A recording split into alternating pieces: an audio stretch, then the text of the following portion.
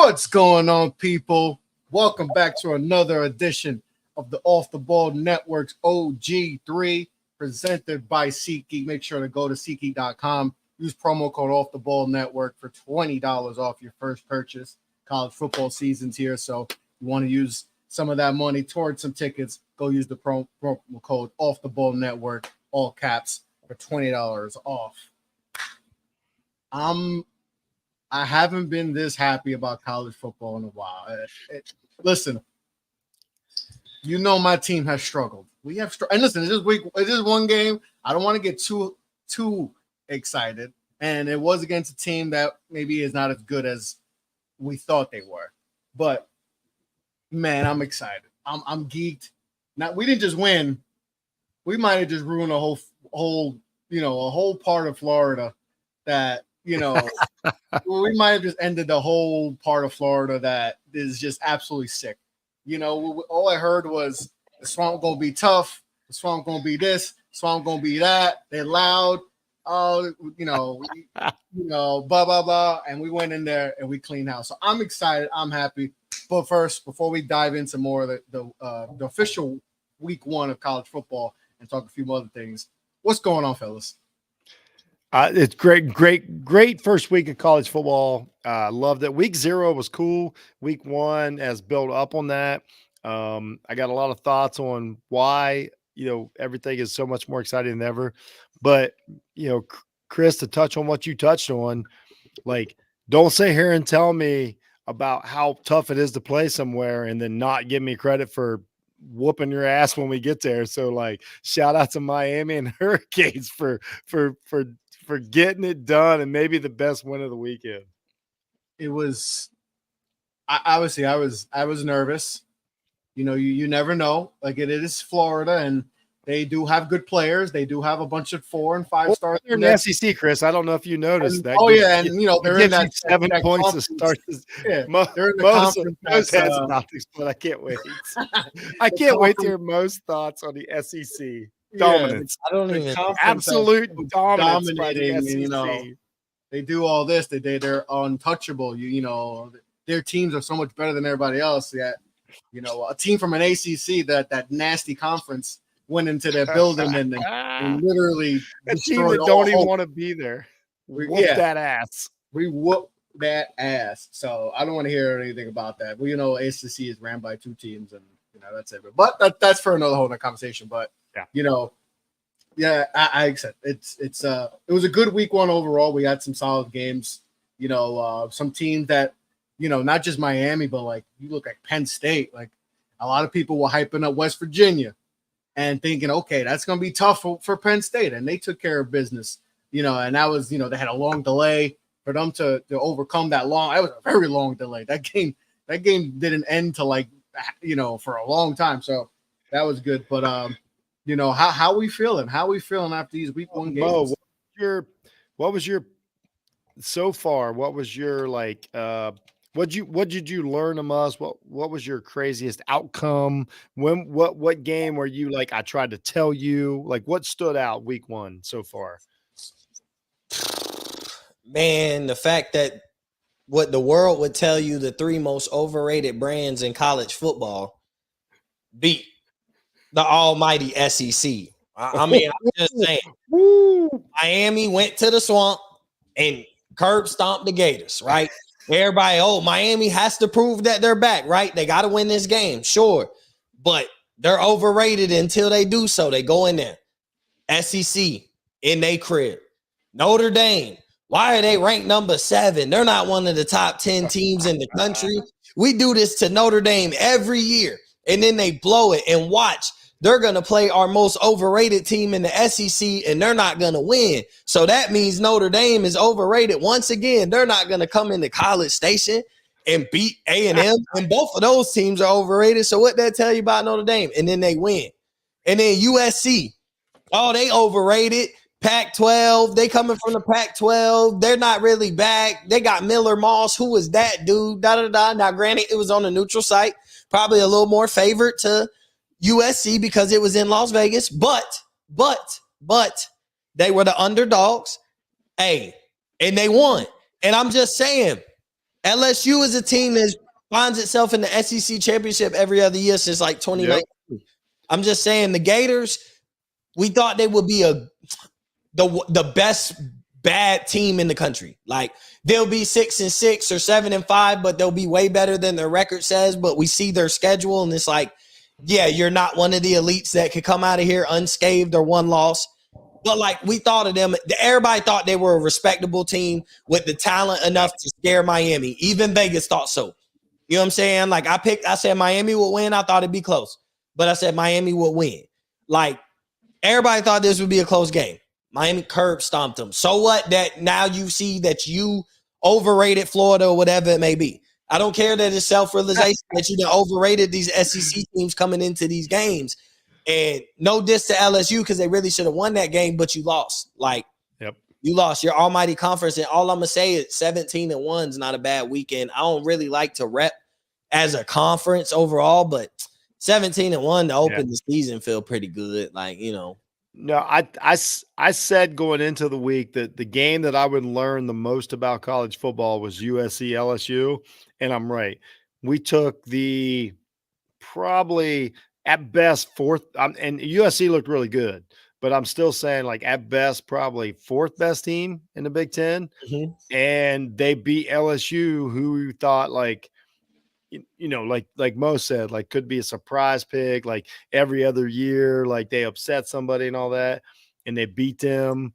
And in a situation where SEC usually wins these games, like they win week 1 games, and I give them all the credit because they're ready. You know what I mean? Like the better athletes. Like week 1 was like, and so to lose week 1 games, that's a big deal. And like, so you're pinning everything on like, you know, we'll talk about Georgia here in a minute, different story. But like overall, I think the story of the weekend is like we try to tell you like it's going to be more even this year. Vanderbilt beat Virginia Tech, so it just means more over there in the SEC. Everybody. No, here's the get me started. It was real loud too. Walker was real loud when Vanderbilt was beating Virginia Tech. Oh, look, Vanderbilt, like that's how these SEC are, man. Yeah, it just means more over here in the SEC. Your so-called dark horse ACC champion is getting beat by Vanderbilt. And then it's like, oh, don't forget, though, Miami got to play Florida. Notre Dame got to play Texas A&M. USC got to play LSU. Like, and I know Walker feel great because, like, I know at the end of the day, and all I'm saying is, like, I get where Walker coming from, being like, when you see, like, when Ole Miss play Furman, winning the way they went, that's what you want to see your team. If you like, hey, we're serious as title contenders, you want to see your team win like that. So you should be geeked off of that because like you'd be upset if you won like 35-7 against Furman. Like, man, we ain't even do what we were supposed to do. So like the expectation was to go out there, put on a show for the first game, show the world what you got talent-wise and blow them out. So I know he feel great about the weekend as he should. I respect that because I know them type of weekends, especially from Ohio State. Like we won 52-6. I feel great. So it's like, but what Miami did to Florida, Notre Dame A&M, and USC LSU, like, man, those were the premier games of the weekend. Like those were the prime time must see games at their time slots. That's another thing. Those were the must see games of the weekend. Oh, that's another good point. Like the time be on the big stage. On the big stage. Like, hey, everybody outside of like me and Jeff and like the sickos who were watching their team play at that same time, Miami and Florida was the national, 3:30 p.m. Eastern, this game. 7:30 p.m. Eastern, Notre Dame A&M. Sunday night, standalone, only college football game played that day. You know, at USC and LSU. Like, these were the games they sold to us. These were the big-time games. These were the marketed games, and these were the games the casual fan would know were being played. Casual fan could not tell you who Ohio State played. But they could tell you about these matchups. They knew these were coming. They went to the bar for these games. Yeah, here's what I'd say. Like, Miami and Notre Dame, clearly the best victories of the weekend. And because they scheduled good week 1 opponents, like as of right now, this I keep this like a running balance, you know, in my head and on paper. Like as of right now, Notre Dame, Miami in the playoffs. Like that's what they did. that's what they did week 1 is like Notre Dame's in the playoffs. Like go ahead and like find me a scenario. Now, what I would say like to take a like nitpicks at Notre Dame, I didn't think Riley Leonard looked great. I thought A&M's quarterback looking terrible was the story of that game.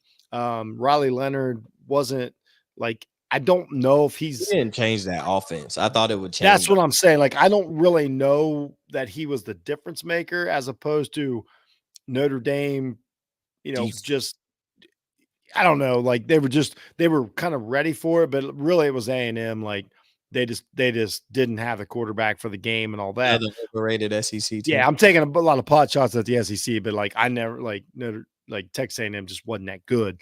But Miami, that was a great victory because not only did they win it, but they didn't win it, whatever. Like you said, Mo, they didn't win it 23-17.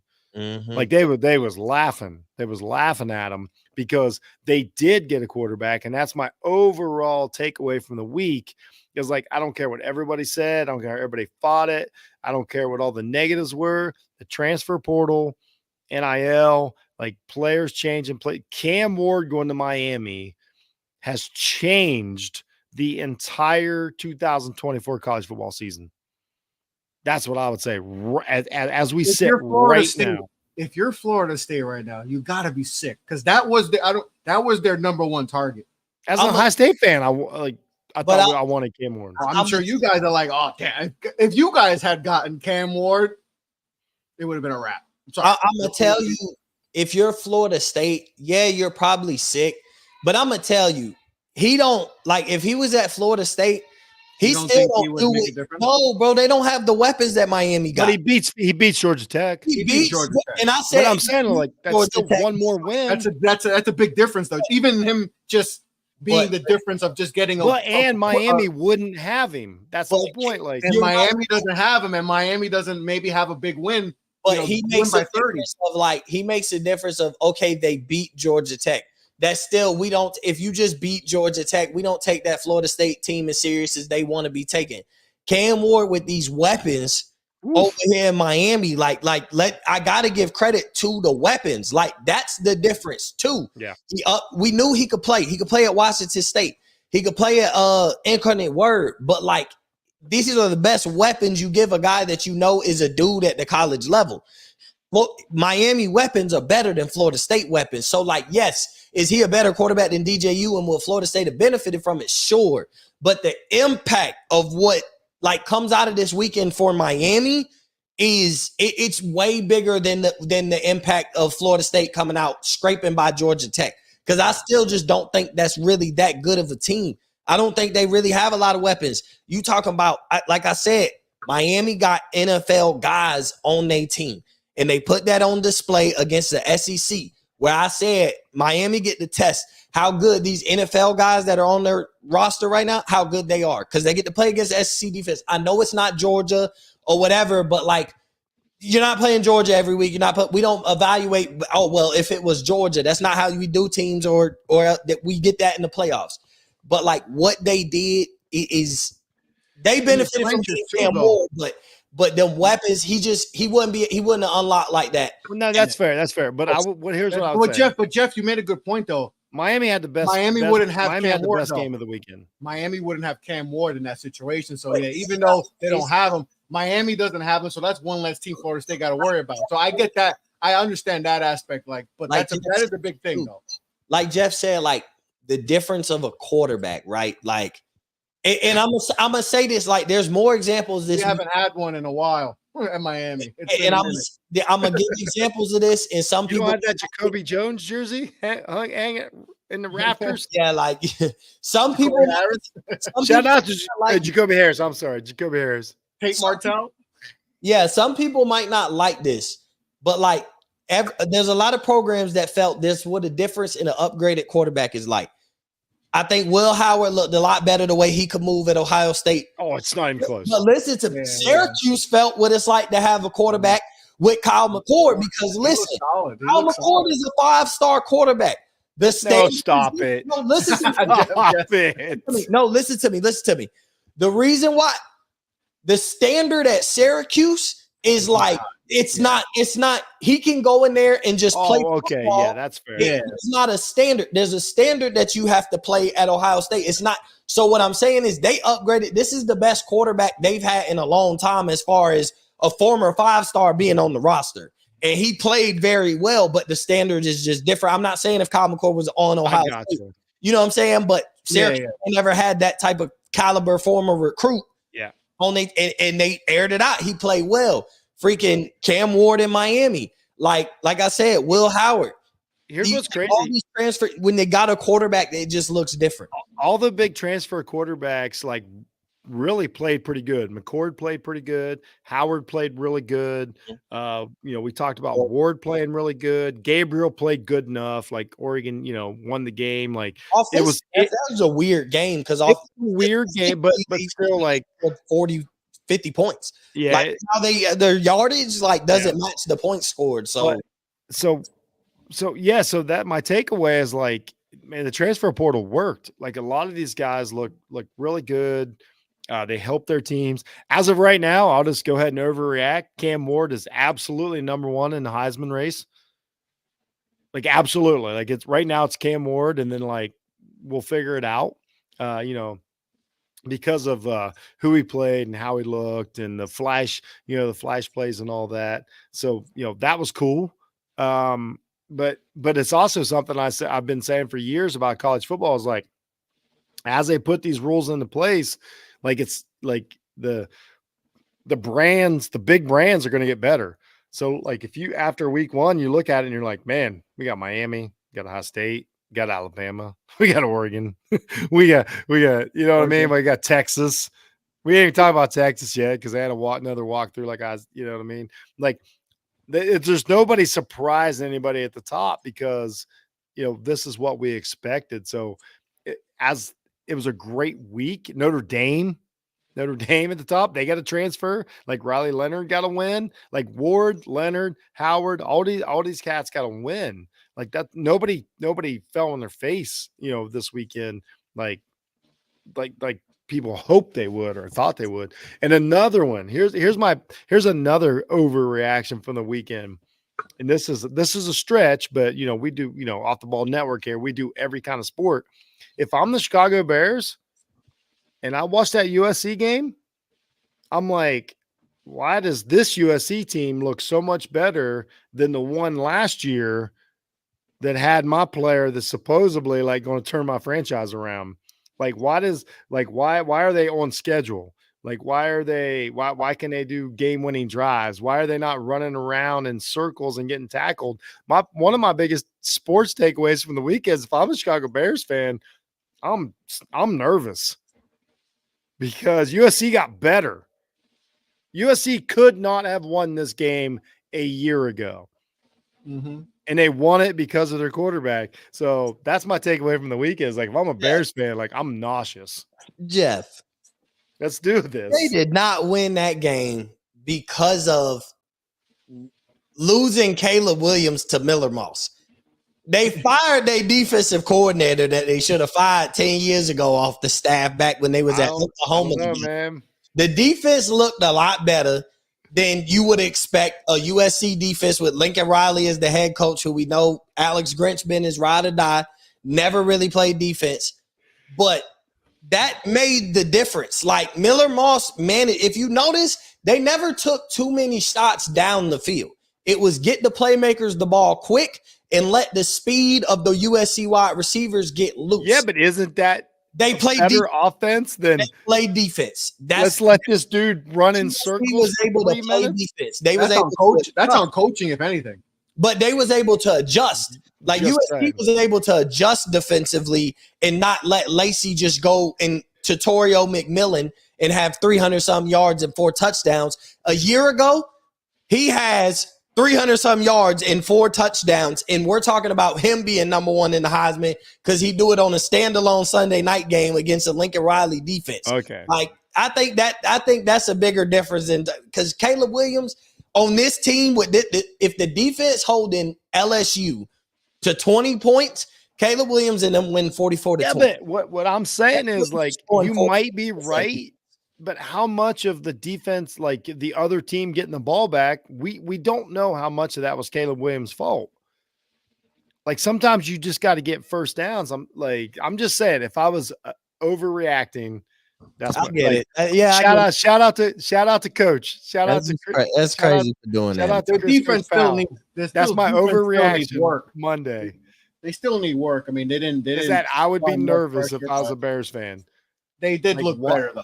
Why did they look better without supposedly the best quarterback we've ever seen? Man, because it's still a quarterback in Lincoln Riley's system. Hey, I'm with you. I'm just saying that's my overreaction, bro. Hasn't been good. LSU also helped out too with that. You know, they also Miller Moss might be like, while we playing, bro, Miller Moss might find himself in New York at the end of the year because he plays under Lincoln Riley, and at some point, once he puts it all together, they put together Heisman seasons. Let's do it. I don't think he'll be there, but I'm just saying. If I want to do this. Let's just do this. Who's your like crazy, way too early top? We'll say top 4 Heisman contenders after week 1. I got Cam Ward. I got Jackson Dart, Cam Ward, Tutorial McMillan. Oh yes, absolutely. McMillan. A receiver gets 10 catches, 300 some yards. Fafita too. You got to put Fafita in there too. Then Nah, not yet. Because there's a quarterback that I think played way better than Fafita, especially and we could get to who's the Boise State running back? The running back Ashton Genty. Yeah, that's our 4th right now. After week 1, that's our 4th. Yeah, I think that should be like the overwhelming 4. Like whatever order you put it in, that should be like the 4 based on the game, the stats. I'm just basing on week 1 overreaction. You talking about McMillan too? Like he's one of the top receivers in the country coming into the season. Like we knew we're talking about him and Fafita being like one of the best quarterback wide receiver duos in the country. Yeah. So we knew what it would look like. But so when you see that guy go and get 10 catches, 300 some yards and 4 touchdowns, you'd be like, yeah, that's crazy. That's the start of a Heisman campaign for a receiver. Like, even if he don't win it, like that's what a receiver that wants to be in New York and enjoy the experience, like he do that. He do that against a team like that. Like, yeah. Because he's going to have some big games against opponents where games are going to be like people are going to have eyes. He might not have 300 yards, but he going to have 10 catches, $175 and 2 touchdowns. Oh, yeah, it's going to play itself out. I'm just like, after week 1. Like that, coming out the gate week 1, 300 yards and 4 TDs, you well ahead of a lot of receivers. Like, I think Ole Miss would have had a 300-yard receiver if they ain't have 2 dogs that almost had 200 yards. Like instead, they got 2 dogs that they splitting the catches up for over there. But one of them dudes could have had 300 if they was there by themselves. They would have had 300 in the first half. Let's go negative. And I hate to do that, but like who had the worst weekend as far as like how the season's going to go? I think Florida. It's an easy answer. I don't think it's Florida. It's not Florida, no, because it's just like, okay, their misery's over a lot sooner than we thought. Like, yeah, we know how that's going to go for Florida. Florida just lost one more game than we thought they were going to lose. Yeah.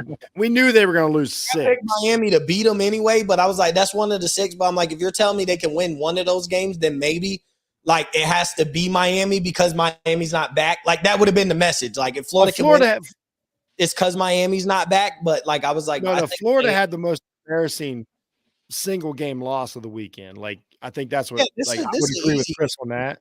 But I'm saying as far as like the rest of the season screwed. Who had the worst game or loss? Does Sweeney make it through the season? It's Clemson. Like listen, bro. Listen. Here's my thing. So we were off today. It was Labor Day, so I indulged in some sports talk TV this morning. It wasn't much about what people were saying as opposed to stats that were coming on the screen. Is it now? I'm just curious. Is it still just LeBron versus Jordan, or was they talking about something else? No, that was last week. Yeah, that was last week. College football was played. They had to hit their mark. But here's the thing about it. The national average of teams that have transfer portal starters is 33%. So 33% of your starting, 1 out of every 3 players on your starting offense and defense is from the portal. by average, right? So obviously, some higher, some lower, whatever. But you look at an Ohio State, multiple transfers. Caleb Downs, a transfer, superstar safety. Will Howard, a transfer quarterback. Seems like he might make the difference. Quinshawn Judkins, a transfer running back. Yep. That makes for the deadliest duo. You could go on and on. Like, Judkins has a touchdown. Howard has a great game. Dylan Gabriel, transfer quarterback to Oregon to make sure that offense stays potent. They got a guy that can make some plays. So my thing is, Dabo Swinney fielded starters. His 0%, not a single person came from somewhere else. I don't even remember their record last year, but you didn't. Everybody gets to improve on those guys that are looking for maybe a little more NIL money or looking for an opportunity to go start and go to the NFL. Like, hey, I would come to Clemson, but like, nah, we don't want transfers. I want to stick by my thing of like, let me see if I can hit on you by the time you guys are juniors and keep that cycle going. Bro, those times are over. Like, it's done and over with. And I want to say that we've even learned, I think, bro, you just hit on back-to-back luck of the draw with Deshaun Watson, who was just a football player. Here's the thing.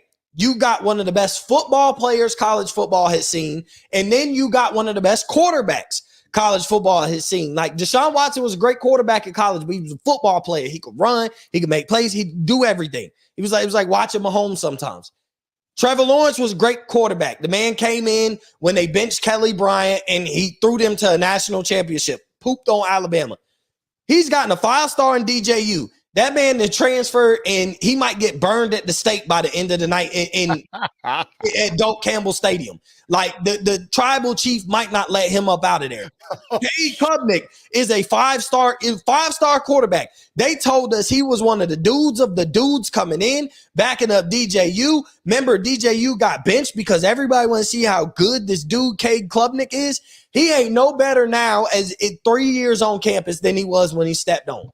Fair. So you done failed on quarterbacks. So you're talking about, I don't want to go grab nobody out of the transfer portal. I don't want to pay anybody either. Yeah, Ohio State goes 11-1 and says, this isn't good enough. Let me go get a better quarterback. We got to move on from this. Oregon goes 10-2, loses Bo Nix, and was like, man, if we want to be even better and keep this offense potent, we're got to go get a quarterback. Everybody looked at their roster and said, as good as we were last year, there is somebody coming out in December or in the spring that can help this roster. And most of them hit on those guys. Why? Because they made it through camp and they are starting on their field and playing meaningful minutes. So you said, no, I'm not going to do any of that when the top dogs, the Georgias, the Ohio States, the freaking Michigans, are they fielding transfers and using NIL dollars to win games? They're putting pride to the side. Old school beliefs are getting removed. This is the new wave, the new era, and they're buying into it.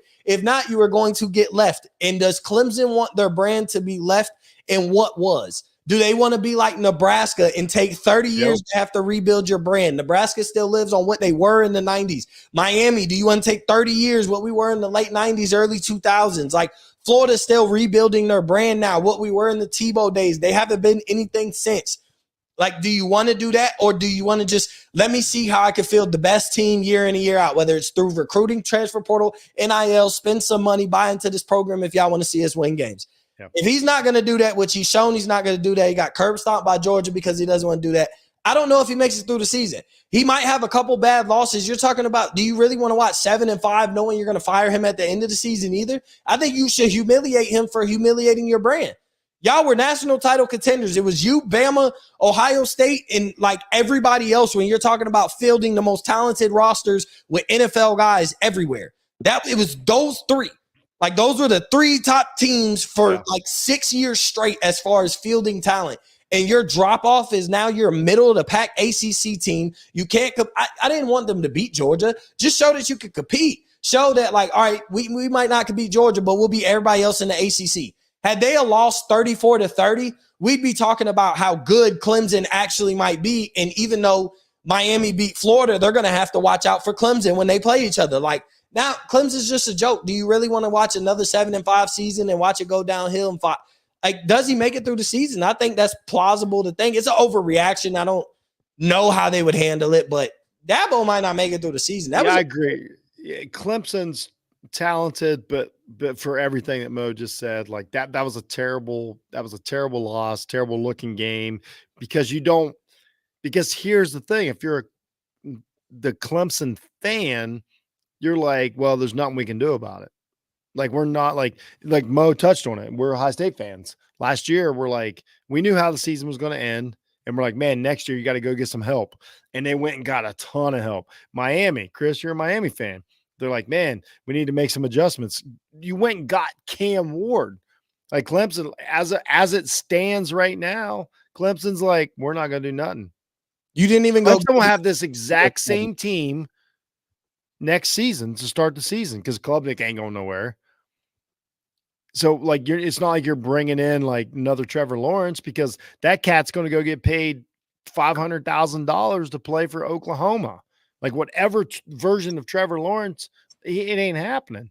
And so, like, here's what you're going to do: you're going to go through this season, and then you're going to go in the next season, and you're going to start the exact same way you are now. I think that was a terrible look for Clemson. I think it was this was the moment for Dabo to like prove that his way was the right way and all that BS, and it wasn't.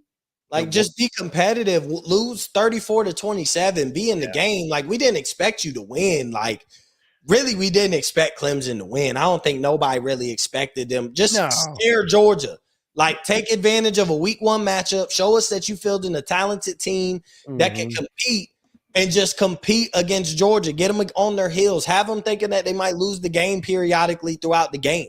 Take the lead going into halftime, and then, hey, you lose it and never got it back. But, like, just to know you were watching a game where you knew by the middle of the third quarter, Georgia going to impose their will. They didn't open up the playbook much. They showed off Carson Beck a little bit. Hey, let him stand in the pocket. Show him your footwork. Show the NFL scouts, everybody at this game. But we don't need to unlock that. But let's show these guys what you're made of a little bit. Look how comfortable he is in the pocket. Look, his big behind can take a hit and still make a throw. So you've seen enough of that, but without doing too much. Didn't open the playbook, no reverses, nothing crazy down the field. You just imposed your will, and we all saw it coming. Like, it was close because Georgia just was like, okay, we're just going to keep trying to impose our will. We're not going to open it up because eventually it'll work. And I feel like had it not started working, they would have opened it up real quick, showed you a sneak peek of how talented this team can really be. Yeah. And Georgia's good. That's something we know. Georgia's good. They weren't trying to show. They weren't. I'm just saying, like, Georgia's really good. Yeah, Georgia, Georgia's really good. I like as far as like the contenders, like I think most of them did what they had to do. The Ohio State game we talked about earlier really was kind of meaningless. Let's talk Oregon. Like, are we? Is that just the it happens. Like, we should have dominated that game more. Like you said, Mo said the yards don't match the score. Like, I think they will have like 400, right? He threw for 400. That's what I'm saying. They statistically dominated the game. They're okay. Idaho only scored 14 points, which means your defense didn't give up nothing crazy. Your yards say you should have scored 50. Yeah. Whatever didn't happen. Hey, it's week 1. You played Idaho. It doesn't matter. Yeah, like, Oregon's a team. They got 2 to 3 games scheduled that it matters when they show up and they need to win. Outside of that, just win. Yeah, nothing matters until Oregon and Ohio State play each other in October. Isn't that the truth, though? Like, especially with the 12 team, it's like, okay, I know we want when you play week 1, you play some random, low Division 1 school. We want you should win 65-0. But now in this new 12 team, it's like, yo, just get the W. Just get the W. Foul points aren't the same like it used to be in the BCS era or the 4. No, that's the biggest difference. Like, one of the biggest differences in the sport right now is like, you just got to get the W. Like, if you're up 21, like you don't have to, like, nobody cares about the scoreboard, like except for a few teams, like really just Notre Dame.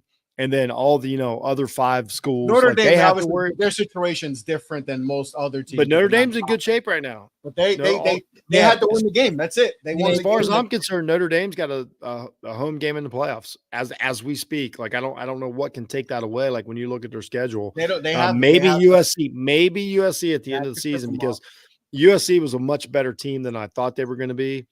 Saturday night or Sunday night. But they can still get in even with a U. If no, they're yeah, but I'm saying like USC, as of right now, like Be to the me, five hosting a playoff game where with Jeff is Notre Dame's hosting one. They run the table. You playing in South Bend. Like, you know what? Hey, this is pretty cool. This is pretty cool, like scenario that like overreaction we can set up.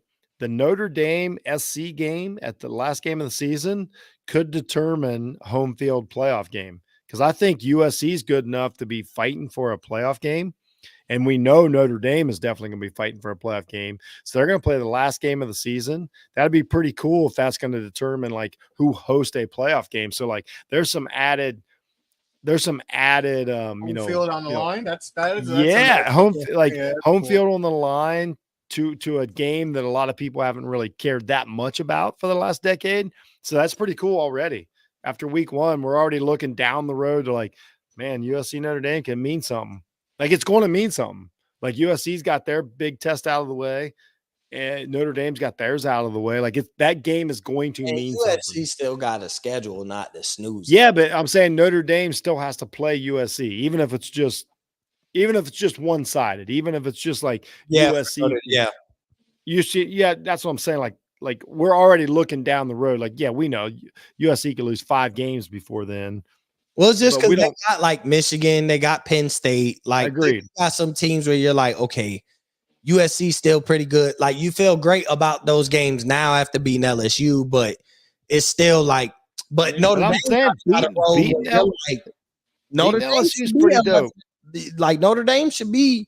Notre Dame's going to be there. Like Notre Dame's going to need to win that game because they don't have a conference championship. They don't have a second. They don't have a second chance. Like Notre Dame is going to need to win that game. And what we saw from USC is like they might test them, as opposed to like 12 hours ago. I was like, Notre Dame will work USC because everything we saw from USC last year was couldn't do it. So like, I'm just saying like it builds interest as opposed to where if we're in a different era of college football, like we're like, we don't care. Yeah. You know what I mean? That's like we may not be worried about like Alabama, Ohio State, the Georgia next week, but now we're looking at like Notre Dame, USC next week. Like, are they going to drop one? Are they going to do this? Are they going to do that? Like, this is what I was talking about, the 12-team playoff, like building interest. That's what's cool about it is like it makes you go down a few tiers of games to where you're like, man, that's a big deal. Like, like this is a big deal. Like what Boise State, Liberty, some of these schools do. Like, now we're all in on like Miami right now. Like everybody's going to be on Miami right now. Like kind of like they were, LSU last year with Daniels. Yeah, and you look at a guy like Ashton Genty that took the world by storm, and like they play Oregon on Saturday. Like, Oregon got to play that guy on Saturday. So like, that's not going to be an easy task. Like now, because of some of these performances in week one, you care about some games that you probably like, Boise State, Oregon on a Saturday night, you'd blow past that. But now like, Oregon struggled with Idaho, in a sense, like the scoreboard tells you they struggle with Idaho. This dude just went bananas, like might have ran himself into the Heisman. Like he ran himself into the Heisman race. Like 100%. What does that look like against Oregon? Like, so that buys you in of like, man, that's a good reason to stay in on a Saturday night instead of going out and being sociable. Like this could be a game. And like, I think you even buy into it more because it's 12-team playoff. Like, because what if Oregon went and lost that game? Like their season's not still over. Like their season, it doesn't matter. Like they still got Ohio State on that schedule. Even if they skip one, but they beat Ohio State, like then they would be right back cooking where they were. I think Oregon has Michigan and Ohio State this year. They do, but I'm sorry. I just think Michigan's a bad team. Like I think they're going to be a bad team. That was my next topic is the Michigan Wolverines. And me and Mo talked about this yesterday when we were playing NCAA. Like I was like, I think Michigan blew their load these last 3 years to take you guys down, and they used all their ammunition, and they did it, and they accomplished it. They won a national championship. I don't see that level of success happening for a while. I think that they had their run for 3 years. They took care of business. They go to where they've been the past 20. They about to go where they've been past 20. Yeah, I think they're But definitely going the to go only thing back. I was They're going to go back, and Texas this week is going to that might be that's going to be tough for Michigan. I know it's at Ann Arbor. I get it, so that's a little bit of an advantage. But it's in Texas, September though. It don't even matter. It don't the matter. only It's thing still I would nice out. say, like you said, it's not cold, so Texas is not going to feel like, oh man, we're not used to this. I think the weather. It's still going to be nice. I think Texas might. The only thing I would say is that this year, and I don't know how it's going to go in the that was a future. game. That was a But game. the only thing I would say about this year is like Michigan on defense still has a lot of NFL players left on defense. Yeah, still got Don. So the only thing I would say is that like there's still just enough left around that like they could give Texas some fits and some things go the right way. Got two NFL players over there. I'm just saying, like, I'm going to give them the benefit of the doubt that, like, as of right now, the defensive side of the ball, like, I could see them keeping it close. Texas. And then you just got to make mistakes. But like, it didn't appear that they, had a plan at quarterback. The running game looks different. The offensive line looks different. All this stuff. And this is not abnormal for a national championship team to lose, a bunch of people. Like Michigan's whole national championship run was based on, and this is all credit to them, they got everybody to stay. And you know what I mean? They had a bunch of 5-year guys and 6-year guys and did all that. So like the natural thing is the next year, like, those people aren't there. So like by all means, like Texas ought to get in it.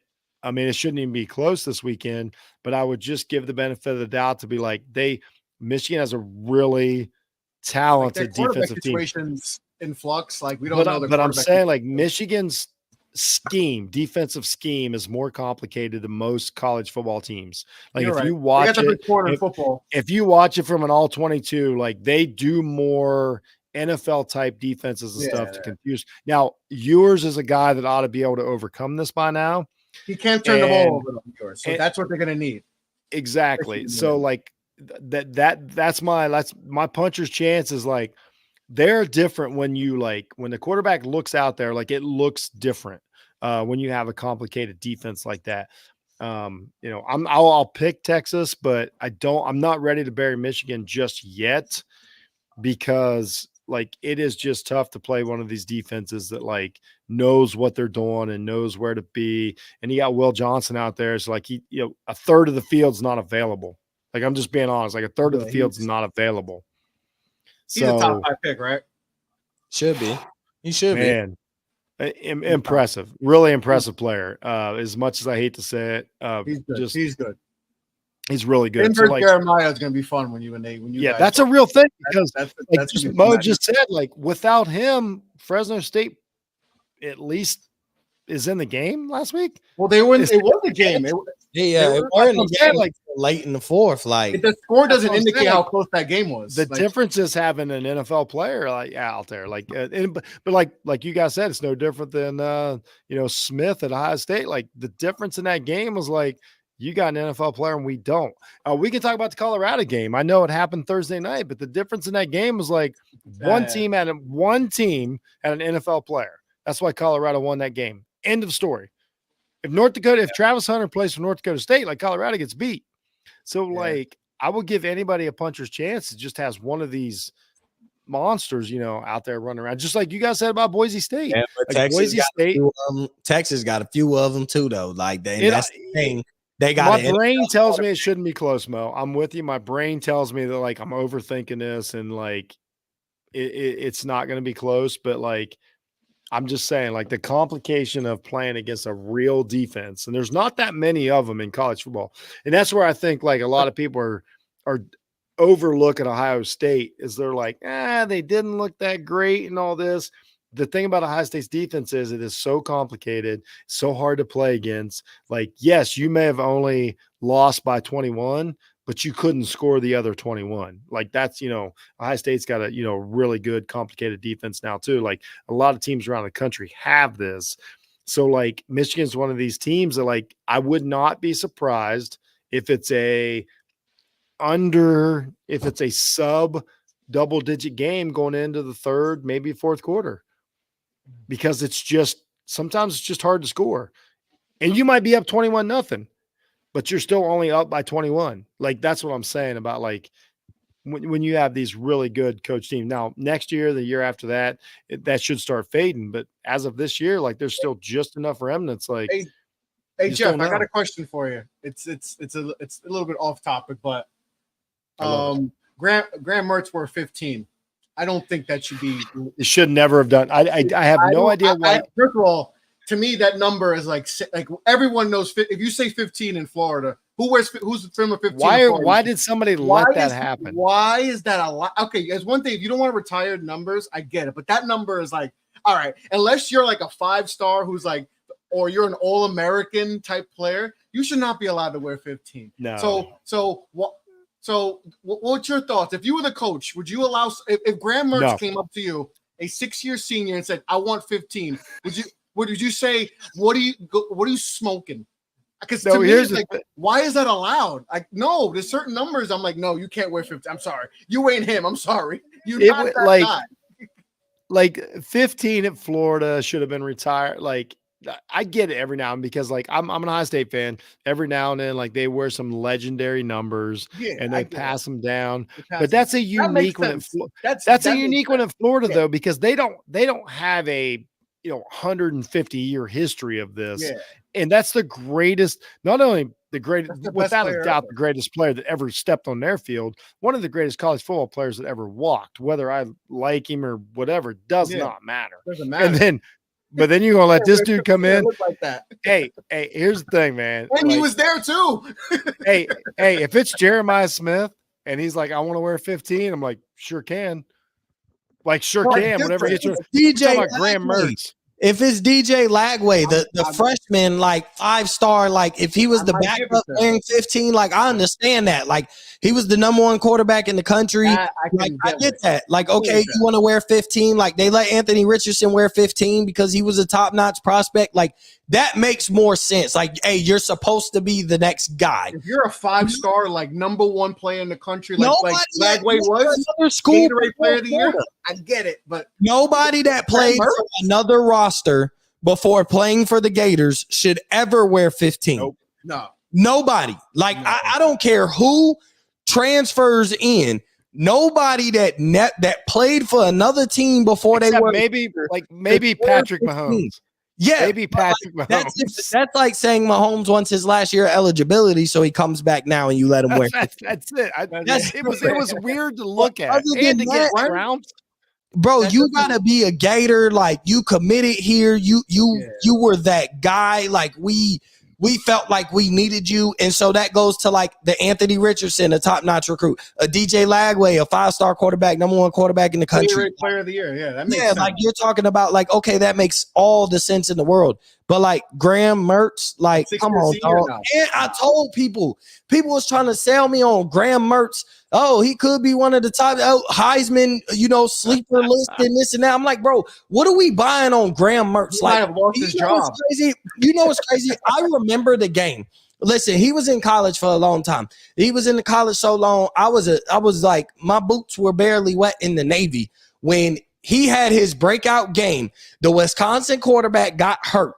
They were telling us there was this 5-star Graham Mertz in Wisconsin was struggling. The quarterback got hurt. Graham Mertz came in and won them that game. Matter of fact, I want to say, didn't Wisconsin play Florida in that game?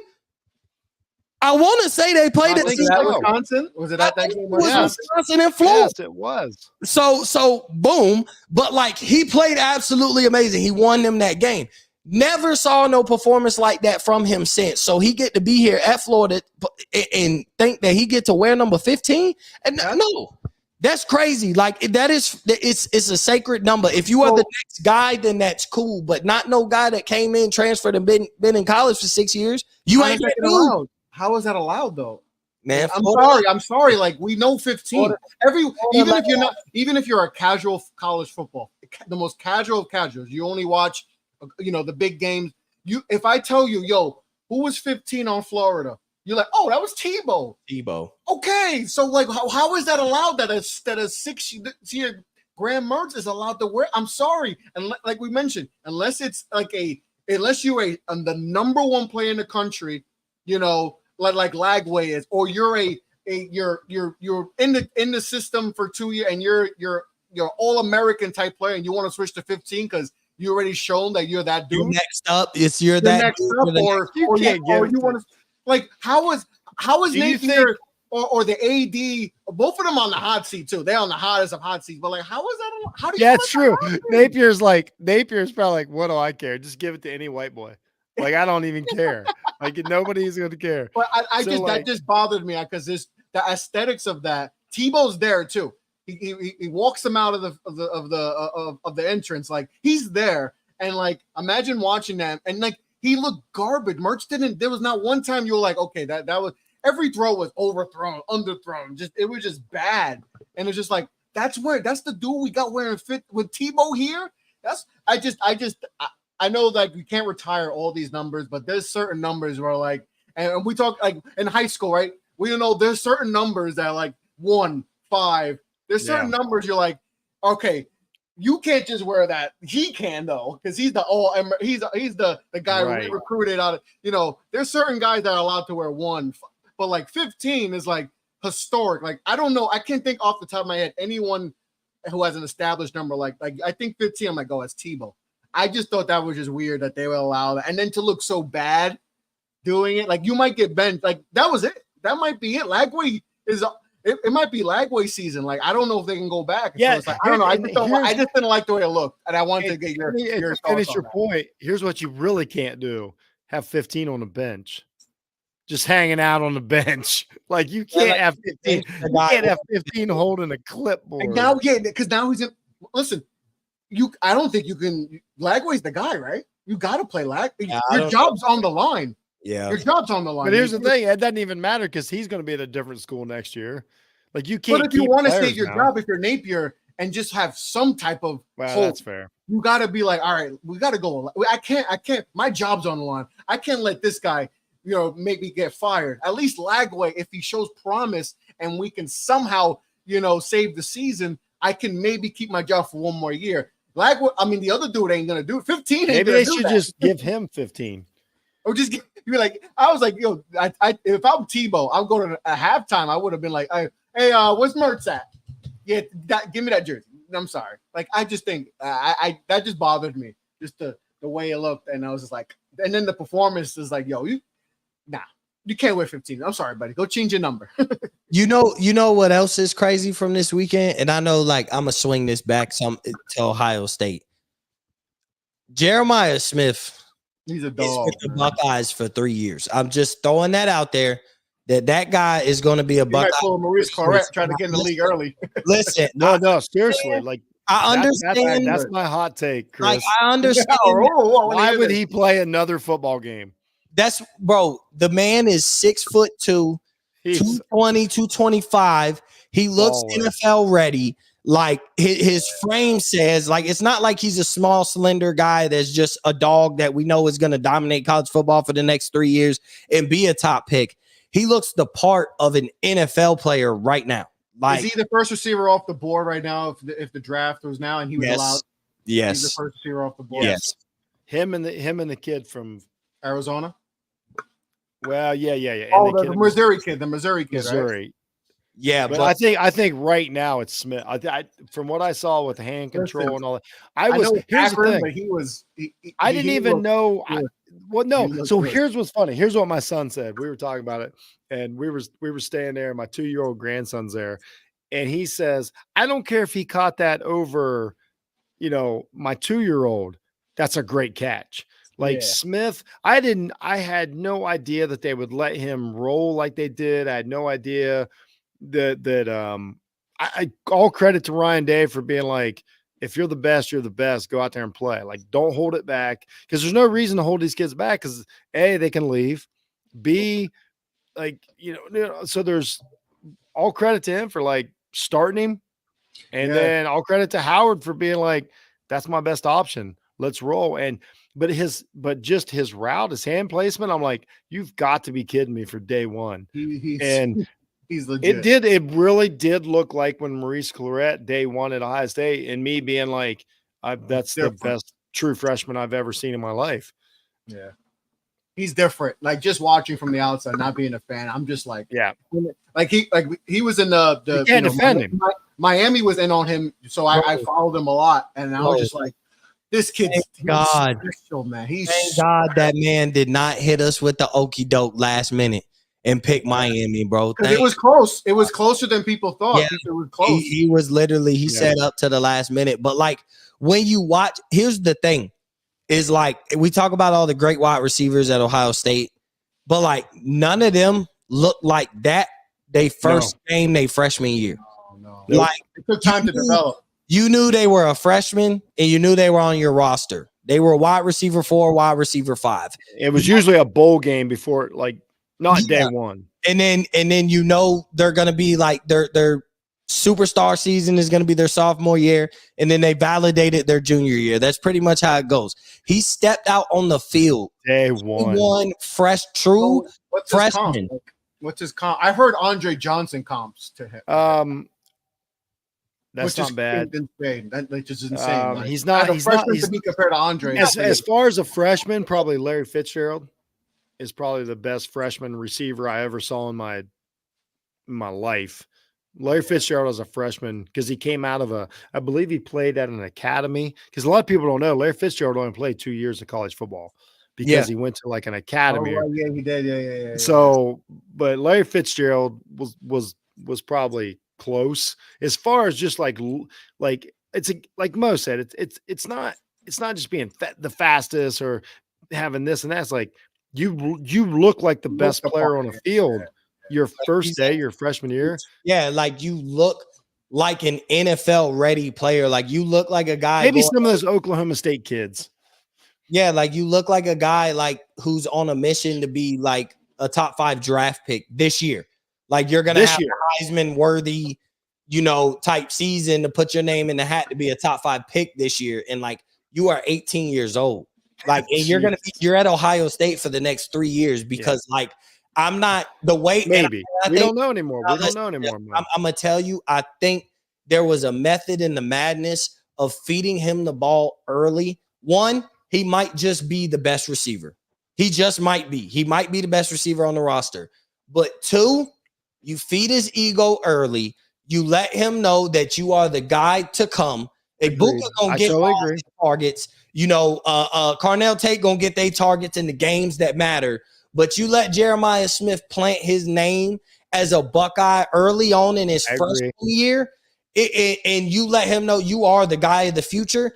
Ohio State, as long as Brian Hartline and Ryan Day are on the staff, because that's what they've been bringing in while they are on the staff.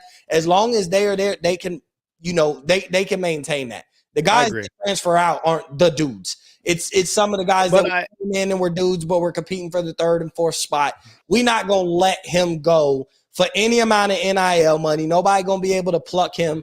A guy like him, the only thing I'm concerned is like after his sophomore year, does a tweaked ankle turn into I'm not playing for my junior season? Like with Smith and Jigba, like the hamstring tweak in week 1 turned into I'm gonna run a couple routes, make some plays in the game in the middle of the season, and to show I still got it, and then I'm not gonna play again. Like, because I think you could see that more of a trend in just college football, period.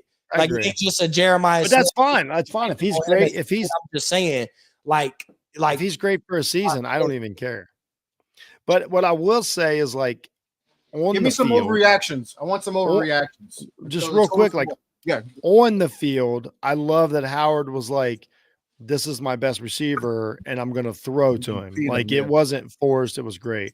Overreactions.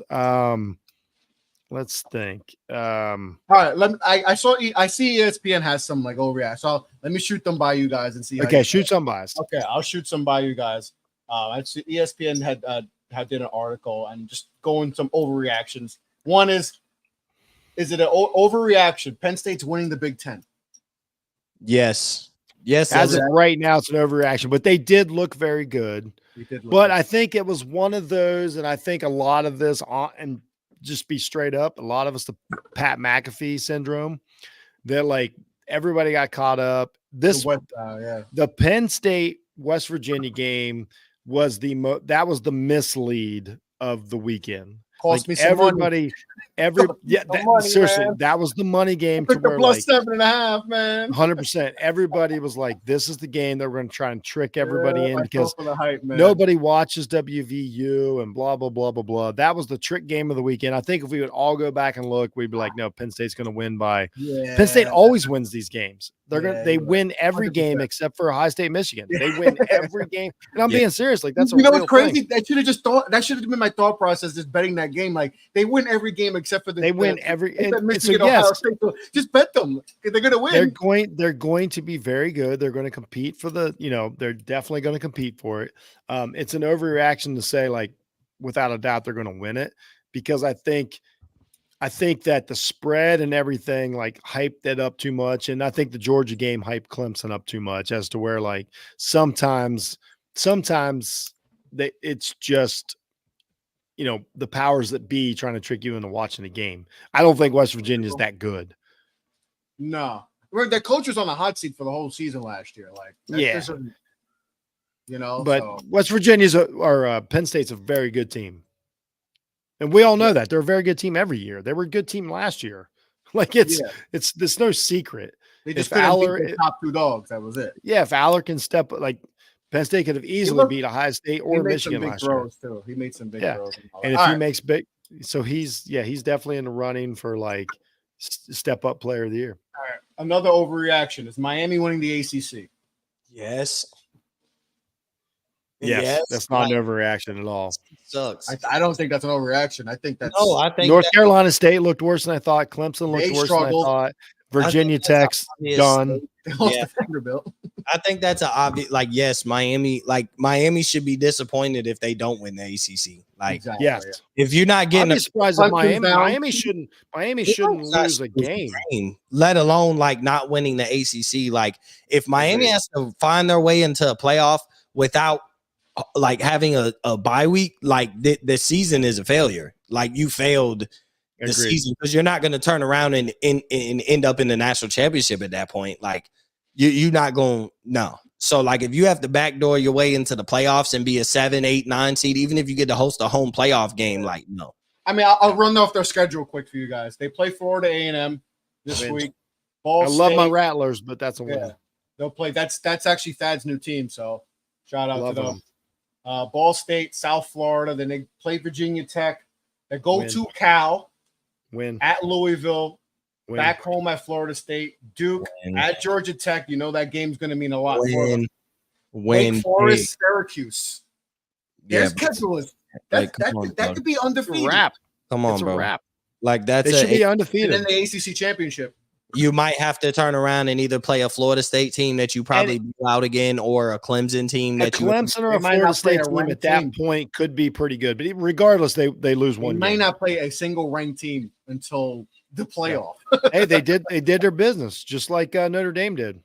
Yeah. As of right now, I got Miami and Notre Dame as a wrap to be in the playoffs. I don't even think it's close. Yeah, I mean this was the game that their toughest game, potentially. And they got it out of the way. They got it out of the way. I mean, I'm sure there's a game that could possibly trip them up. A road game. Louisville's going to be. Louisville could trip them up. The Cal thing is a little because it's. But let's put it this way: they'll be favored in every game in the rest of the season. I could see. Not that I think they'll lose the Cal, but I just think because they haven't traveled that far. So I just think getting accustomed. But by then, like Cal does not take football serious. Yeah, Cal doesn't have a conference. Cal does not care about football. By that point, Cal's in the ACC. Yeah, but they don't care. Like they don't care about being in the ACC. Weird. By that point in the season, Cal will be such a shell of a program that it'll be a walkthrough. Yeah, the Miami kids will be out there just like each of them will get 2 white girls to take home. Like it's just going to be like I'm going to a bowl game. It's going to be great. That's funny. Mo, any other overreactions like after week 1, whether for good or for bad? Like let's go bad. We talked some positive. Like what's some overreaction? Too much positive. Too much positivity. We like negativity too. What's a overreaction, but on the negative side? I'm gonna tell you, Texas should have let Arch Manning throw a pass in his debut. Oh my I like God. this. I'm gonna tell you, Listen, did you see all the thumbnail? Every thumbnail of Texas winning was of Arch Manning. The headline of one yesterday was, "Oh, Arch Manning throws a touchdown," and it's like, do you know that Quinn Ewers threw 3 of them? He's the starting quarterback. You know what? You're right. They shouldn't have, but they're creating their own little. Listen, bro. Listen. Arch Manning went 5 for 6, 95 yards and a touchdown. Arch Manning also scored a rushing touchdown at the goal line. I understand it was garbage time. Trust and believe me. But if Quinn Ewers coughs up anything at any point in the season, like, and I'm talking about as immediately as next week. This week. This coming Saturday. If it don't look right, people are going to be calling for Arch Manning a quarterback change at halftime. And if that quarterback change don't happen and they end up losing that game, people are going to be ready to burn Sark at the stake because you wanted to showcase what you got coming next, not realizing that, like, you ask most people, you are a national title contender. You do not put your backup quarterback. I understand this, Arch Manning. I understand it was a blowout. You know what you do? You run the clock out. Let your running backs get some yards. Let some of those guys that you might redshirt after the first 4 games get some touches. See what they can do. That's what you do. You know who used to do that all the time? Ryan Day. I ain't always going to showcase my quarterback. Don't even want to create no controversy. Just run the ball and get this game over with. I'm putting you in because, hey, I don't want my guy to get hurt. I might let you throw 1 or 2 passes, but I'm not letting you put a whole drive together to score a touchdown and see how it looks. What, Mo? Drive Mo, into the end zone. Here's my pushback on that. Ryan Day, maybe on the outside chance, could have kept Quinn Ewers by doing that. We might have a national title right now. So I'm just saying that's the pushback. If I was a Texas fan, I was like, yeah. Y'all wouldn't use Quinn Ewers, and now he might win a national championship for Texas. And you had Kyle McCord last year. But like in the same, I'm just saying, that's an interesting point, Jeff. But it is. But in the same token, though, this has been a quarterback situation to watch. Like, Ewers didn't finish out the season the way you would have liked him to. He came into the offseason with some like question marks of where he needs to improve. And, you know, he threw a pick. Who cares? Like, you're allowed to make a mistake in a week 1 against a bad team when you're blowing them out. Like, I don't care about that. But people who love controversy and want to flinch and see Arch Manning in the minute things get rough do care about the fact that that's he threw an interception. I don't.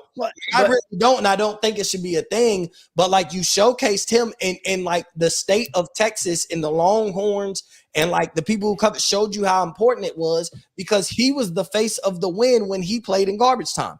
What he had 1 drive to score a touchdown and then finished the next drive where he looked really good, finished the next drive punching it in at the goal line. Like, you let him get in the end zone, you showcase his talent. And like, I like it. Things could get murky for Texas. I like it on the side, though. We got to remember, we've talked about this all offseason. These, like, Arch Manning might play 2 full games this year because of the 12-team playoff. Like, if Quinn Ewers has a stinger, like, Arch Manning might play 2 full games. Like, that's the difference. I think there's room for him to play, and he might need to play. So that would be the pushback that I would say is like, only because you know Ewers is leaving. Ewers is definitely leaving. Ewers is already, like, if Ewers stops playing right now, he's going to the NFL. So he's not a kid that's like, they don't have to fight it out. Like, I don't even think Ewers' draft stock can really change much in the next 6 months. So like, I think it's actually one of the, I'm giving you the other side of the argument. I completely agree with you, but like, I would say that like right now Ewers is like, I'm good with it. He's like, you know, Texas is good with it. And you don't know, like, yours, there's going to, I bet Manning plays an entire full game this year, at least, if Texas is going to get where they want to go. So that would be my pushback on why it's not the worst thing in the world. But I totally agree with, like, man, like, you just made your backup a celebrity. Like, that can be a problem. I totally agree with you. You was to have to miss a game. Like, and like, because And I'm just saying, like, even if it's one of those, like, not necessarily the important game, but it is a conference game, like, even though Right. it's a weaker opponent, But maybe you we catch don't them know on that the that's not road why and- he did it. We don't know that they're worried about that. Like, if Manning's better, like, but what I'm saying is the only thing I would say is, like, I don't think Ewers cares either. Like, Ewers, like, I don't know, I'm playing the NFL next year. I really don't care. Like, do what you want. So, but I that is a great take, because that is a tough spot to be in. As you know, as a Buckeyes fan, we've been through this so many times, as to where the guy sitting on the bench was like the hero. So Yeah, that's all you saw. ESPN but had you a also, bunch of like, we've talked about thumbnails this of Arch in the Manning. world of the transfer portal, in the world of the NIL, and in the world of the 12-team playoff. You cannot let these guys just sit on the bench. They are Yeah, gone if you do that. Arch- Like Ohio State right now, is the fifth string quarterback for Ohio State right now is one of the best, freshman quarterbacks in the country. We can't keep everybody. So, like, somebody's leaving. So, like, that's just a different world. Is like 20 years ago, you're like, just sit there for 2 years or whatever. Like, this is not like Quinn Ewers played for Ohio State. Like just a few years ago, Quinn Ewers was on, like, in a Buckeyes jersey playing for Ohio State. Now he's at Texas trying to win national championship. That's how fast this goes. So, like, when you're talking about a team that's like Ole Miss, that's got a coach like Lane Kiffin, you cannot let a Manning sit on the bench, because guess what? Next year he's going to go try to win a national championship for Ole Miss. So, like, I would say the pushback is the other side of the argument is like, we got to do something to try and get this kid to stay here. So You got to there you go. their own And Mo, recruits, and Mo, like Mo said with Jeremiah Smith, let him get out there in the Longhorns jersey, let him throw a touchdown, let the fans come raining down, let him become a part of Texas lore, and then maybe that's your only chance. Yeah, quarterback just a little bit different when you. I'm totally agreeing. I'm just giving you the pushback, Mo. On that roster, and he's supposed to be the guy. Like, he's the starting quarterback that people got you as a national title. Who do you think's better, Mo? Who do you think's better? Man, I didn't get a watch him. I still think Ewers better. I ain't seen enough of Arch. Like, I don't think he played against the highest talented people in high school. So, like, I would say right now today, but, like, I'm not in it. Like, at the end of the day, though, I'm not in. I don't know what it looked like in practice. Like, I don't know what it looked like behind the scenes. I don't know what it was like. Who the receivers like? What does a receiver say? Like, because like, at the same time, if Ewers is good enough and they know, like, Ewers is good. Like, that's what I'm saying. If Ewers is good enough, which he is, he's good enough. Like, he's really good. I'm not saying he's not. He is a really good quarterback. Is this the best quarterback situation in the country? Like, by far? I don't know. How many teams have good Arch really is? We really don't. Yeah, but he's going to the NFL. How many teams have 2 NFL quarterbacks as we speak? Guaranteed. If Arch Manning doesn't play a game the next 2 years, would he get drafted in the NFL? Yes. Yeah, but so that's just 100%. Off the fact that his last name is Manning. Okay, that's fair. That's fair. Yeah, he might not. So yes, but we don't know how good he really is. And, like, behind the scenes, like I said, he could be, but, like, I haven't seen enough to say, like, I would put him in over Quinn Ewers. But, like, you recruited him. He is a Manning. His name rings bells. It's Austin, Texas. It's the Longhorns. It's the brand. That Manning jersey on the back will really matter. People want to see what a Manning can do. Like, so to Mo's point, to finish it off, here's where I agree. If Texas loses to Michigan this weekend, bro, it's gonna get loud. Like, now it's a problem. Like, that's what I'm saying. Like, or now it's a huge problem. Like, you're down 24-14 at halftime to Michigan. Like, and we got to see 2 amazing drives late in the game just last week, from Arch Manning. Man, just put him in. It can't get any worse. Like, he can't do any worse at this point, but we need a spark. And then Arch Manning leads the drive, and it's 24-17. And oh my God, Michigan's on their heels, and now the game is tied. Like, we done been put in a predicament. This the spit. Hey, yeah. Now it's a problem. I totally agree. Spencer Rattler was a first-round pick. He got benched in the Texas game. Caleb Williams brought them all the way back and won. And Spencer Rattler had to transfer to South Carolina. I know. Great point. I'm not saying Quinn Ewers will. No. That's not. But I'm just saying. But we saw it happen at Clemson. First-round pick. going we into saw that. that season, and he ended up drafted in the 4th round, but he ended up having to transfer out because it just wasn't looking right. And they had this phenom sitting on the bench, and in the right game, you chose to play bad, have him down, and you know what? Everybody looked at it like, man, you know what? Let's see what the kid got. It can't get any worse than what we're seeing. And the kid had everything that you thought in a bag of chips and won the game. So, like, I'm just saying, like, showcasing Arch right now will be fiending. People will be fiending. They just saw it with Caleb Williams. They saw how it went. Like, Oklahoma was a damn good team from there. I know he transferred to USC and all that stuff. Then but they lost both of them. I'm just saying, but he won a Heisman. Like, you saw how good Caleb Williams was being the phenom sitting back there. True. So, like, if Sark is we saw it with Jalen Hurts and Tua. Yeah, and like with Tua, in the national championship. Like if Sark and everybody. By the way, the greatest coaching decision I ever saw was just bench your quarterback in a national championship game. Bro, Nick Saban, I cannot tell you, like, okay, that when we get to like what I've been thinking about all week is I didn't realize how much I love Nick Saban. Like, me and Nick Saban are the same person, and here's how I described it. So just go ahead and put this in as like what I've been thinking about. We might as well So just get to it. That was the next thing I was going to say. So okay, I'm just going to do it. What's on your mind? I wanted to talk like a little bit about the Texas-Michigan game, but I think Mo, kind of hit it in the head. I think it's like win or now it's Arch Manning season. So I like that take. But like what's on my mind this week is like, and this is what I said. It was like being able to speak 2 languages, but you live in your second language country, and then somebody shows up that speaks your native language, and like all of a sudden you can have a conversation. That's what it feels like when Nick Saban talks football to me. Like when I'm watching game day this week, Nick's like, okay, enough of that BS from last week. That was a cool show and all. I'm about to like educate everybody. And as Nick Saban is talking about like the schemes and everything, I'm like, it just like it reverberates with me. I'm like, that's my guy. I did not realize until this week exactly how much I love Nick Saban.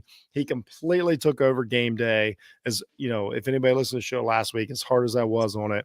So like, that's what I've been thinking about. Like I sat there and I was like, it is like being an alien and then somebody coming from your home planet and talking to you and be like, that's what I'm trying to tell you.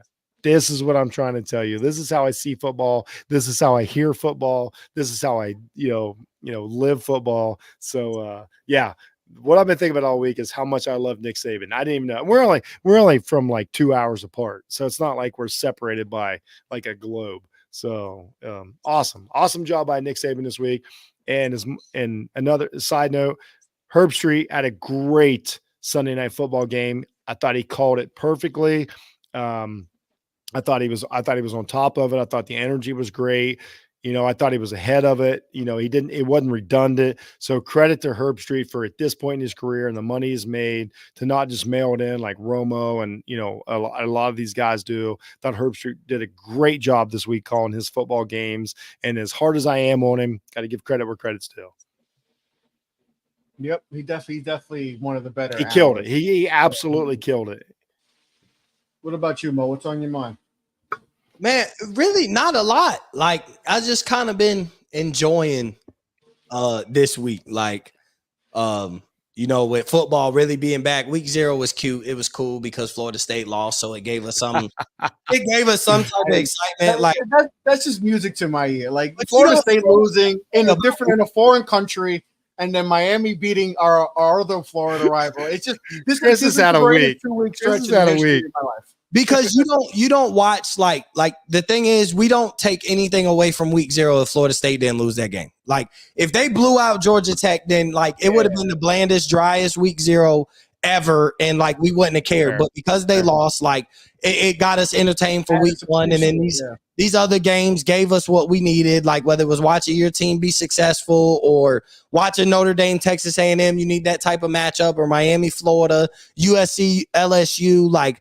I think they did a great job of spreading out everything to make sure like there was something solid for each one. Like, and then like for me, it didn't matter like what time, as long as Ohio State played. Like I didn't care who they played. I knew that there was a marquee game on at that time slot. Doesn't matter. But like I think they did a great job of keeping you engaged in week 1.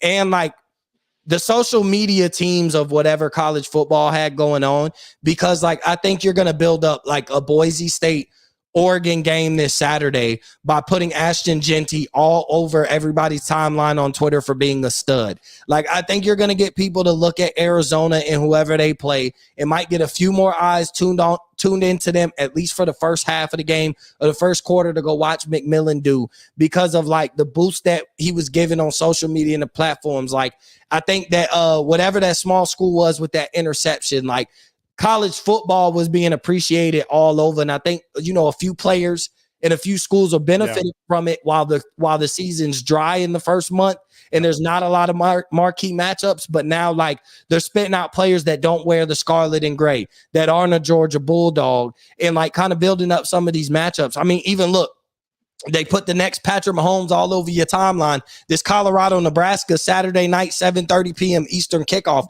is going to be like, that is a huge game. And guess what? We'll watch 2 minutes of it if I'm lucky, because Ohio State play at that same time. So like, I'm not gonna watch it much. Real quick, Mo, what game this weekend will you learn the most from? Colorado and Nebraska. I think that's it. And the reason I say that is because, like, I've said this all summer. I've said, do not be shocked if Nebraska beats Colorado. Do not be shocked if they are playing against Ohio State ranked. Yeah. And they are undefeated going into that game. Does that make Nebraska some all-time team? No. But if they beat Colorado, I think this team will be 7-0, 6-1 at worst. I've been saying it all summer that I think this is the game for Nebraska to really like put themselves back on the national map, because they're going to, we know everybody's going to watch Colorado this week. They won against North Dakota State, so they're still intriguing. Now you got the next Patrick Mahomes over on the other side. Colorado beat them last year. There's so much, and they put this game on Saturday night. They know it's the marquee game for all the casual fans. I think Nebraska has the most to gain as a brand, because we know how big their brand is as far as national relevance. Even though they've been irrelevant, like, they're still like, you could buy Nebraska stuff no matter where you're at. They're gonna have their gear. If they got any college gear, their brand still stands and people love Nebraska. And I think like the Nebraska is back could start if they beat Colorado. And I think you'll learn a lot, because this could be a team that's walking into Columbus having to play a game. And I'm not saying Ohio State should be worried, but like, it adds some juice because you got the next Patrick Mahomes undefeated walking into Columbus. Like, this could be a team that looks. I love how through 7 weeks they could win a Big Ten championship. I love how many next Patrick Mahomes. So just real quick before Chris goes, because he had a really good week. My game that I'll learn the most from is Michigan, Texas. That's mine too. And here's the thing: I have no idea what I'm going to learn the most from, but I'm going to watch it and break it down, and that's where I'm going to learn the most about college football, moving forward. So, Chris. What's on your mind, buddy? I'm about to say some outrageous stuff right now. But here's what's funny. Here's what's funny. This network has turned Chris into a college football fan. Because I'll be completely honest. We had to explain college football to him.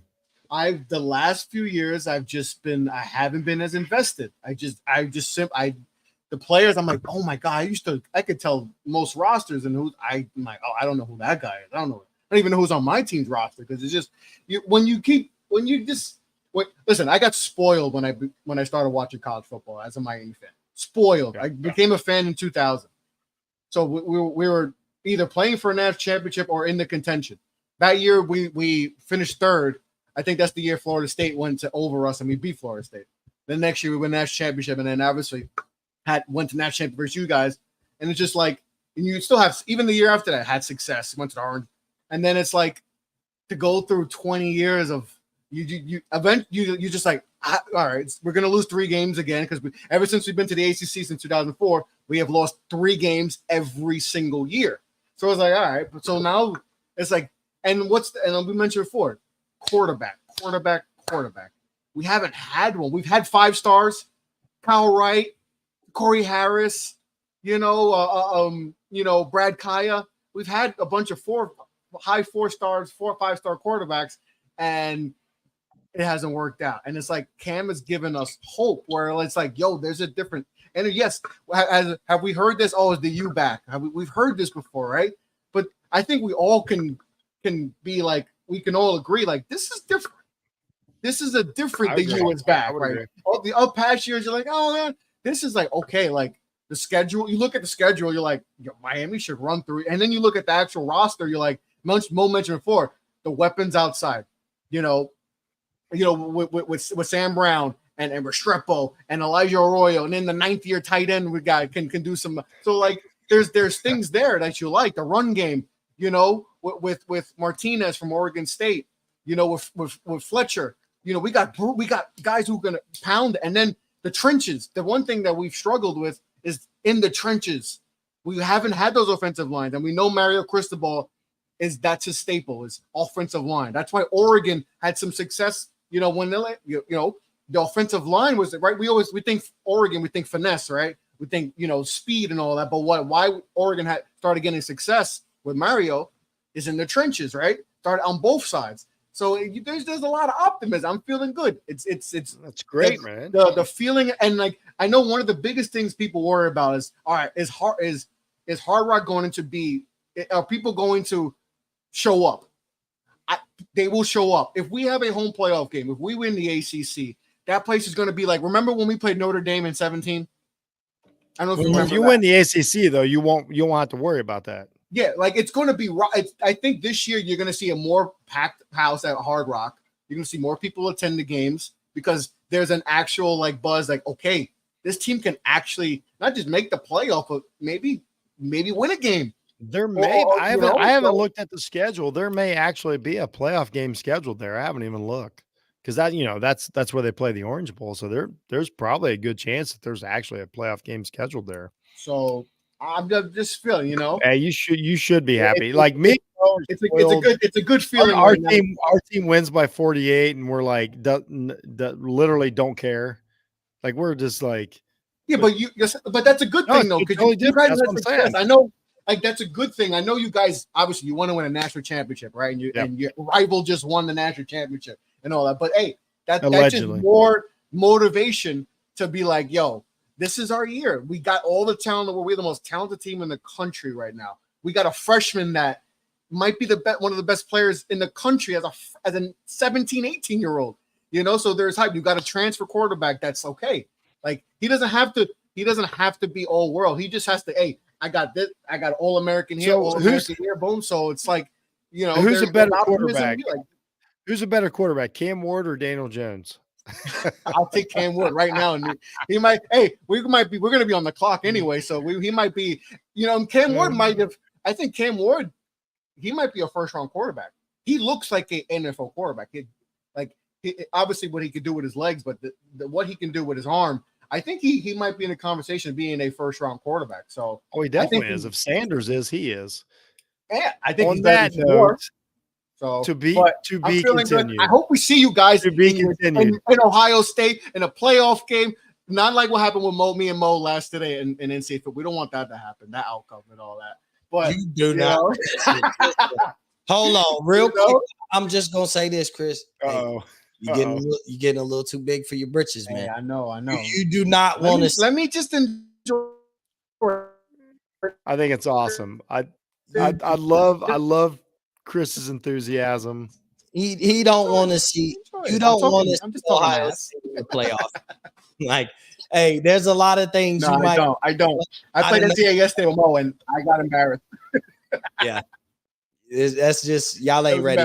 But yeah, no, we're feeling good. We're feeling good. Miami fans are feeling good. And the conference is there to win. So we're feeling good. Good week of college football. Overall. We didn't see any upsets, big upsets. Everybody did what they're supposed to do. Yeah, but like upsets are like, if you really watch college football, you know what to look for. So like LSU, tough week. Michigan, tough week. Like, I'm just saying, as far as like overreacting, like, those are Ohio State just had a midweek. Like, you know what I mean? Like, to your standard, yeah. No, if you listen to like everybody, they're like, so like, some weeks were better than others. So like, that's college football. That's why we love it. It's the overreaction that's fun about it. Because I'm like, if you're not going to overreact, I don't know why you watch. So 100%. That's what I love about it. And I want to thank you guys, like everybody, just so everybody knows, I put this out on Jeff Needs Sports. podcasts. You can get on Spotify, Apple, all that stuff. So YouTube, come make check sure you out the follow OG. on YouTube, subscribe. Yes, We're almost at 500 absolutely. subs. Yeah, please follow us, and then follow everybody on the Off the Ball Network. It's a great show, guys, and I'm glad you let me do this. I'm so glad that you let a college football head like infiltrate the society, and then now we got It got this. me It's more great. excited about basketball. And my Knicks. I mean, that's gonna be I another. can't. thing. No, we're not.